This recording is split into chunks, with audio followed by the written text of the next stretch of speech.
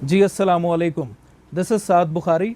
बहुत ज़्यादा हमारा जो इस टाइम एक हॉट टॉपिक मीडिया में सोशल मीडिया पर चल रहा है, जो दुआ ज़हरा एक बच्ची हैं उनके हवाले से, मेरा ख्याल है every one of you will be aware of that case. जैसे ही मैंने नाम लिया उस बच्ची का, दुआ ज़हरा, जिसने कराची से अपने घर से निकल के पंजाब के एक शहर विहाड़ी में आके अपनी आज़ाद मर्ज़ी से शादी की है। इस हवाले से हम लोगों को काफ़ी क्यूरीज आई, तो उन क्यूरीज को इकट्ठा करके हमने एक वीडियो आपकी खिदमत में पेश करने लगे हैं, जिसमें हम उन सारे क्वेश्चंस का आपको जवाब देंगे। तकरीबन एवरी वन ऑफ यू जिन्होंने हमसे पूछा इस वीडियो में, उनको उन चीज़ों के जवाब मिल जाएंगे। सबसे पहली बात, क्योंकि हम सिंस हम लॉयर्स ऑफ पाकिस्तान के प्लेटफॉर्म से आपसे बात कर रहे हैं, तो लॉ की इसमें जो मामलात हैं वो हम क्लियर करना पहले इनको ज़रूरी समझते हैं। इसमें सबसे पहले ये अमर वाज़े होना ज़रूरी है कि ऐसा क्यों हो रहा है कि one after the other Sindh की लड़कियां हैं और उनकी शादियां इत्तफाकन पंजाब में हो रही हैं। तो सिंध है, सिंध का जो Sindh child marriage restraint act है, उसके अंदर लड़की की शादी की जो मिनिमम एज बताई गई है वो है 18 ईयर्स, जबकि जो पूरे पाकिस्तान में जनरल लॉ एप्लीकेबल है चाइल्ड मैरिज रिस्ट्रेंट एक्ट का, उसके अंदर लड़के की शादी की एज 18 साल है मिनिमम, और लड़की के लिए शादी की उम्र 16 साल बताई गई है। That is the reason we have come to this presumption कि मे बी उनको ये 16 साल का बेनिफिट हासिल करने के लिए उन्होंने यहां पे आके शादी की। अब इसमें लीगल पेचीदगियां क्या हैं हम उनके अंदर नहीं जाते, लेकिन हम ये बताना चाह रहे हैं कि ये एक एम्बिग्विटी क्यों है।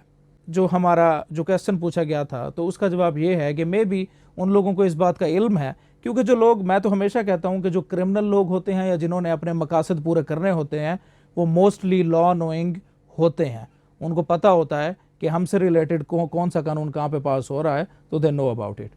Particularly talking about this case, तो इसके अंदर मैं एक सोशल ओपिनियन अपना साथ ज़रूर देना चाहूँगा कि उस बच्ची के पेरेंट्स ने पहले बात की। वो बात ये थी कि हमारी बच्ची को अगवा किया गया है और हमें एप्रीहेंशन है कि उसको मर्डर कर दिया जाएगा या उसके साथ कोई सेक्सुअल ऑफेंस कमिट होने का खदशा है।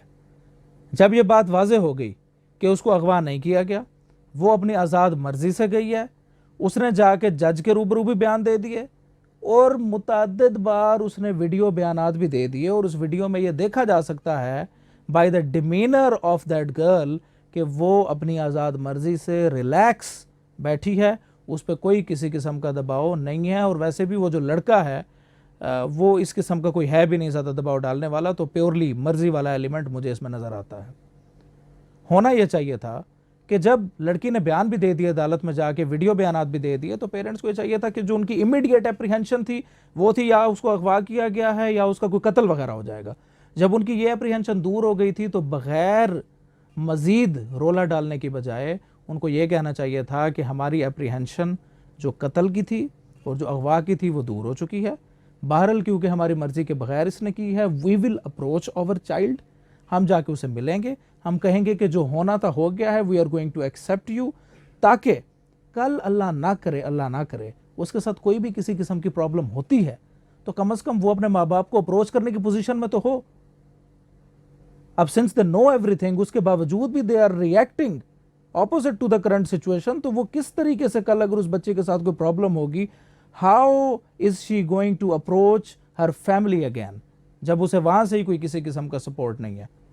तो मैं सिर्फ वेरासिटी ऑफ द सर्कमस्टांस और सिचुएशन को समझाने की कोशिश कर रहा हूं, मैं बिल्कुल प्रमोट नहीं कर रहा इस किस्म की शादियों को। I am really against them, क्योंकि जिस किस्म की टेंशन और डिप्रेशन हम अपने बड़ों को दे के जाते हैं, उसकी तलाफी कभी हो ही नहीं सकती, बिल्कुल नाकाबिल तलाफी है। लेकिन हमने ये देखना है कि जब when a situation has occurred, आ चुकी है, हमारे सर के ऊपर एक सिचुएशन आ चुकी है, तो उस टाइम हमने उसको कैसे मैनेज करना है। जितना रोला पड़ चुका था उतना ही काफ़ी था, मज़ीद रोला डालने की इसमें ज़रूरत नहीं थी, वो सिचुएशन को कंट्रोल कर सकते थे। तो ये एक जाविया है सोचने का, ये हमारा और हमारी लॉयर्स ऑफ पाकिस्तान की जो टीम है, ये इनका जाविया है। तो हम ये चाह रहे थे कि हम आपसे शेयर करें हमारा जाविया। एक और टेक्निकल बात जो मुझसे पूछी गई, मेरा ख्याल है would be the last one, वो ये थी कि लड़की ने 164 के बयान दिए। इसमें टेक्निकल बातें हैं, me being a criminal lawyer मैं इनको क्लियर करना चाहता हूँ। 164 की जो स्टेटमेंट है उसकी ऑथेंटिसिटी तब होती है when it is subject to cross examination. एक लड़की ने जब बयान दिया तो नोटिसेस जाते हैं ऑपोजिट पार्टी को, वो अदालत को अप्रोच करते हैं, या तो उनको क्रॉस एग्जामिनेशन की अपॉर्चुनिटी दी गई है और उसके बाद वो उसको नेल कर दें, दैट्स अनदर थिंग, लेकिन उनको अपॉर्चुनिटी देना जरूरी है, तब सैंक्टिटी ऑफ 164 जो है वो पूरी तौर पे उसको माना जाता है। जो ये शादियों में जो बयान कराए जाते हैं, ये बहुत बड़ी एक मिसअंडरस्टैंडिंग है हम वकला में भी और जनरल पब्लिक में, ये कि वो 164 के बयान आते हैं। बेसिकली हम सेक्शन 200 सीआरपीसी के तहत एक इस्तगासा फाइल करते हैं अदालत में, जिसमें लड़की को जो इमिनेंट डेंजर का एप्रीहेंशन होती है उसको जाहिर किया जाता है और बताया जाता है कि मुझे प्रोटेक्शन दी जाए, और ये कि जो मैंने शादी की है वो मैंने अपनी आज़ाद मर्जी से की है। और वो जो स्टेटमेंट अपनी देती है that is called the cursory statement, या उर्दू में उसको सरसरी शहादत कहते हैं।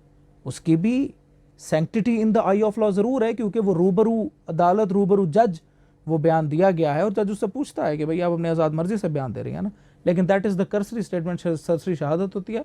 जो 164 की स्टेटमेंट है वो तब उसकी मतलब वो मुकम्मल तब होती है when it is subject to cross examination.